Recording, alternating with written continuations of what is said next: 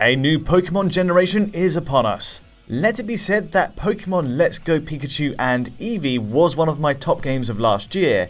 It was a simple back to basics release and a great way to bring lapsed Pokemon fans like myself back to an increasingly complex series. But really, for many of us, it was a stopgap until the next true mainline release, Pokemon Sword and Shield. With both being developed by Game Freak in tandem, this is aimed more so at the enthusiast, a new adventure set around the Britain-inspired Galar region. A lot of expectation is riding on it too, for it to go bigger than ever before, to hopefully deliver the next generation take on the Pokemon format after Sun and Moon on 3DS. However, it's fair to say there is a missed opportunity to make Sword and Shield shine as a technical showcase on Switch. Played even docked under a TV, there are glaring visual limits. Still, it does at least rank as one of the best looking games in the series. So let's pick apart what works and what doesn't. It's incredible to think how far we've come. The original Game Boy Classics did so much on just a 4.2 MHz CPU to lay out a template for the mechanics present even today. A top-down format was used for exploring the world. Repeated tiles helped the team to work to a restrictive RAM budget designed for a monochrome display, at least until the flashes of colour appeared in the yellow edition. All of that ran at the Game Boy's fixed 160 by 144 resolution. Later games did eventually push the envelope on 2D sprite quality, notably in the Game Boy Advance era, while the size of the Pokédex swelled with each release. But the next truly monumental leap was arguably on 3DS. Game Freak at last pushed to full 3D environments and models in Pokemon X and Y, all at once here. The 2D sprite work was ditched, meaning a dynamic camera let us take in more detail around central towns. It was a first for the series to go all the way. And then again, years later, the team went further with Sun and Moon on 3DS, with more realistic character designs and areas. The build up to Pokemon Sword and Shield then has been tantalizing, but equally it's been the subject of mixed feelings in its fanbase, as each new trailer revealed more of its scope and scale.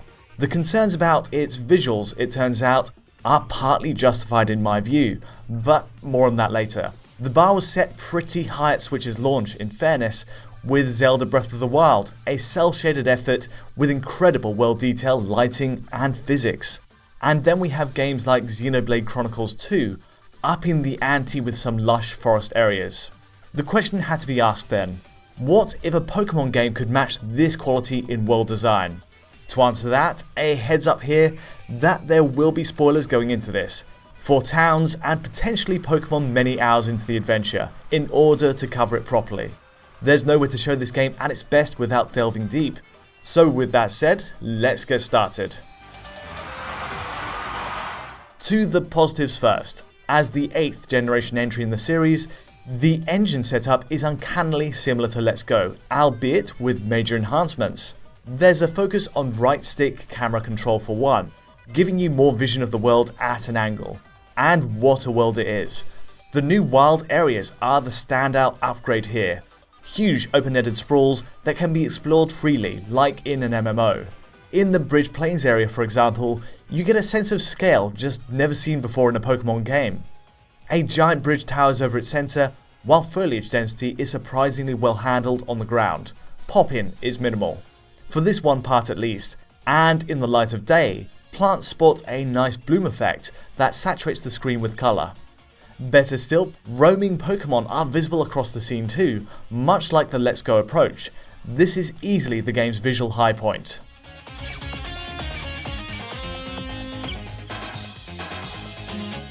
Towns and cities are also the best we've seen in the series. From Postweek onwards, each is crafted with curved, winding layouts, rather than the stricter cardinal directions of Let's Go. Vines drape from houses, and most buildings appear unique, at least from the outside.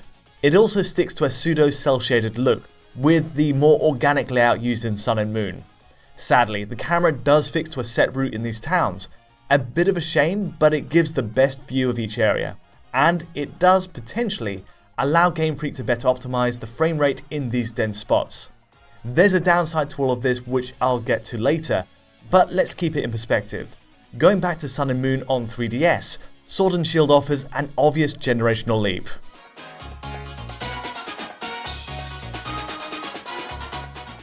Keeping with the positives, there's a bigger focus on fully animated cutscenes too.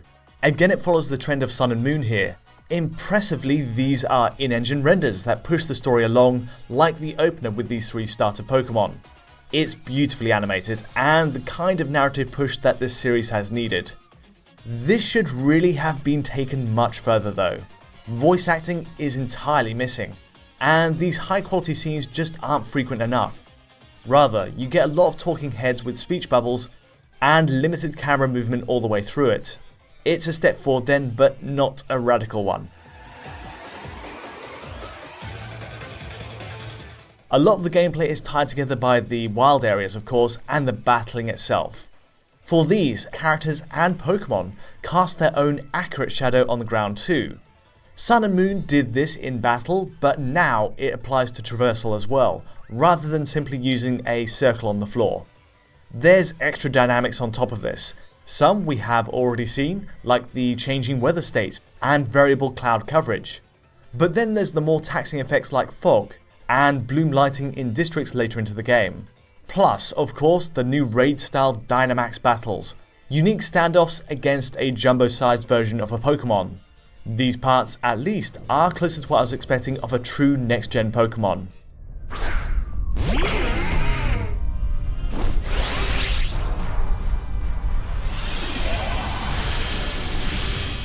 Clearly though, there are issues. Sword and Shield has not been without controversy. First, let's address the obvious point that lots of long-standing Pokémon are outright removed. Over 400 in fact are cut from the 800 or so in the Sun and Moon Pokédex, leaving only what you see in the Galar region. It's the first time such a purging has happened in the series, the understanding being that this is Game Freak's attempt to push for quality over quantity. To really see the next evolutionary leap in Pokémon, it seems, you have to lose a lot. Worse still, features like the global trade system, which let fans exchange Pokémon online, and Mega Evolutions are no longer included. The justification then is that this is a more visually nuanced game, understood to have better models, more detailed towns and superior lighting. But does that sacrifice actually pay off? In some respects it does, but for every positive there's a clear downside. The environments for one. They do look great, but interaction is at times only skin deep. Often you'll find yourself flanked by shop windows, only to discover, well, many of them aren't accessible. They're facades, literal window dressing. In fact, an entire town called Spikemuth is almost entirely a stretch of fake shops. The only 2 places you can actually enter here are the Pokémon Center and a gym battle at the end. There's nothing else to it really. It breaks this illusion of a fully living, breathing world. Adding to the problem is the repetition of rooms as well. Where you do finally get to enter a house, environments are often copy-pasted, right down to even the decorations. See, in this room, the television set is in the exact same spot as the one next door, and the one next door to that. It's a disappointment given the promise of scale going into it. Visuals in Sword and Shield are a mixture of good and bad. Yes, I love the effects, but with the push for more cinematics close to the ground, it reveals how texturing can err on the basic side. There's low-res texture mapping all over the place in Postwick, not helped by those low shots. On top of that, there's the dynamic shadow system. Impressively, it factors in characters and even tree branches far above, casting shade right to the floor. The problem is, there's a lot of flickering on camera movement, plus an obvious shadow filtering cascade too. It can look rough. Reflections also vary in quality. Cube mapping is used to predefine the reflection ahead. At times, it's accurate. For other moments, there's barely any relation to the surroundings and it can look a little odd. As a package, the most glaring issue here is the pop-in. The draw distance, as I've mentioned, is fine for grass and geometry generally out in the fields, but characters and Pokémon just have a very limited rendering range. These seemingly basic models seem to appear out of nowhere, meters ahead of you. In towns, fields, everywhere, they almost sprout from the ground in a comical fashion. and it again kills that sense of a believable world. Perhaps it's a byproduct of the series traditionally being top-down in nature. That would make some sense given the developer has worked with mostly top-down views rather than a side angle. Having a side angle like this though isn't being factored in enough either way, and we've seen Switch do so much more with higher grade models. Look at the likes of Xenoblade or Breath of the Wild in terms of world exploration, and they're just in another league. The last point here is perhaps the most contentious: the model changes. No doubt the human character models are higher quality here than anything we've seen before. But the focus is on the Pokémon. As a justification for removing so many, the understanding was there would be a visual upgrade to the remaining 400. Now, I've plucked a few examples comparing Sword and Shield to Sun and Moon, the last 3DS game. Lighting conditions aren't exact, but you get the idea. In terms of geometry then, the designs are surprisingly close. To such a degree, even the idle animation syncs up between the two sides. The obvious change is the move from a pixelated 400 by 200 resolution display on 3DS to a full 1920 by 1080 native resolution on Switch. That bump speaks volumes here. Indeed, the 3DS uses cel shading with thick black contours to give its models more definition on the lower resolution display. Equally, the change in materials is worth pointing out. The wireframe may have a similar grounding, but Switch's lighting and material work are clearly a step up. It's an upgrade for at least that reason. Note the way shade blends in smooth gradients across Clefairy, rather than the three-tone scene on 3DS. This applies across the new Pokédex. The texturing and the way the materials interact with the newer engine lighting will have needed work across the board from Game Freak. That doesn't fully explain the huge cut in the Pokédex though. For starters, model quality was already improved for Let's Go, with the same more realistic style applied on those original 150 plus creations. Sword and Shield has some overlap with these, but quite a few are missing in the Galar region. That's despite the fact, fundamentally, they're already made, so why not add them to bolster the ranks? It's curious. Equally, there's the argument that we didn't really need radically better models for a game with an anime style aesthetic. Short of going for a fully realistic style like the Detective Pikachu movie for example, with first shaders or physically based materials, there's perhaps a limit to how far you can really upgrade the framework of these classic designs. Is it the next evolutionary step for Pokémon then? Well, the answer is partly. Sword and Shield get a lot right here, in the environments and the push for in-engine cutscenes. There's a lot otherwise that drags it down though. The emptiness of the towns in places, the obvious pop-in, and even the quality of textures and effects. The axing of so many Pokémon is also a shame. It just isn't up to the level we know Switch can hit, and again, it feels like a stepping stone to the next game, an ultimate version which reinstates the National Pokédex. Still, regardless of how you play on Switch, it holds up as a portable game, and visually speaking, it does at least boast higher resolutions than either Zelda or Xenoblade, for the most part. So, the resolution figures then. In terms of pixel counts, I'm impressed Game Freak is squeezing a 1920 by 1080 picture while docked.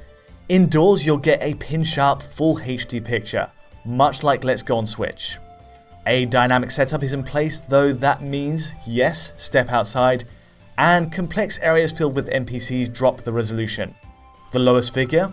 That'll be 1536 by 864 in the worst case, just a shade under 900p. I suppose the frustrating part here is there's zero anti-aliasing applied whatsoever, which I'll admit helped me get these figures, but do expect pixel crawl as you play, and especially when it switches to a lower resolution. That dynamic resolution setup is a difference to Let's Go, which appeared in my original tests to run at a fixed 1080p. It makes sense though. For a more demanding game like Sword and Shield, it gives Switch's GPU wiggle room to push more detail on the horizon. Bigger towns, more effects, and so on. It all benefits.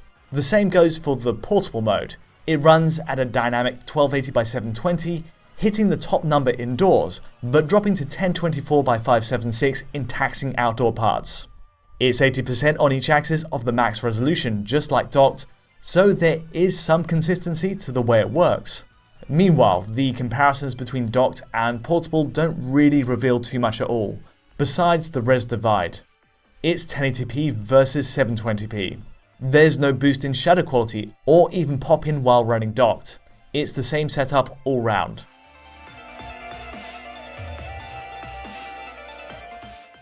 A final word on performance.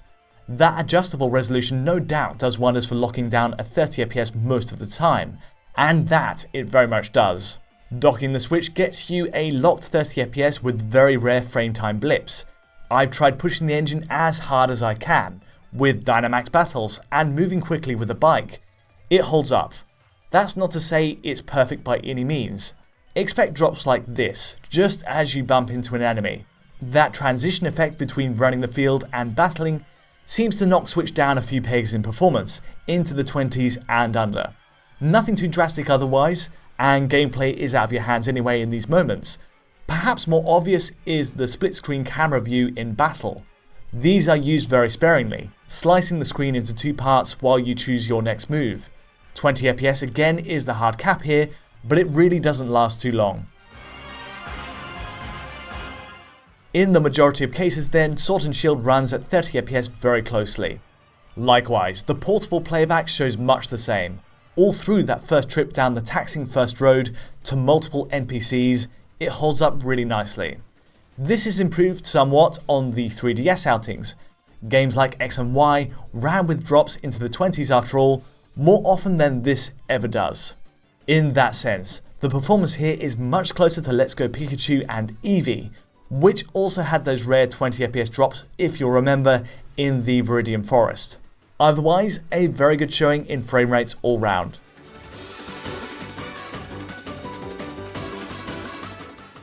Sword and Shield isn't everything I'd hoped for. It's a technical step forward in its lighting, the quality of environments, and even those over-the-top Dynamax battles take advantage of the Switch's high power spec. But the visuals are, at times, only as good as the weakest link. In this case, the pop-in is really glaring. Equally, the repeated and even absent interiors in the world don't match what I'd expected of a true next-gen Pokémon game. Seeing the final game, Sword and Shield doesn't tally with the vision I'm sure many of us had for it, and the trimmed-back Pokédex compounds this sense, it's just not complete. The positive for now is, this is still the most visually impressive Pokémon entry so far. It's still plenty of fun, and a brand new world to explore. But do go in accepting some limits. That's all I have time for today. If you did find this analysis useful or insightful in any way, please let me know by liking or subscribing, and don't forget to hit the bell to get notifications as any new video lands. To get a high quality, pristine version of this video, check out our Patreon at digitalfoundry.net, and to get in touch with me or the team, just use Twitter. But from me for now, thanks for watching.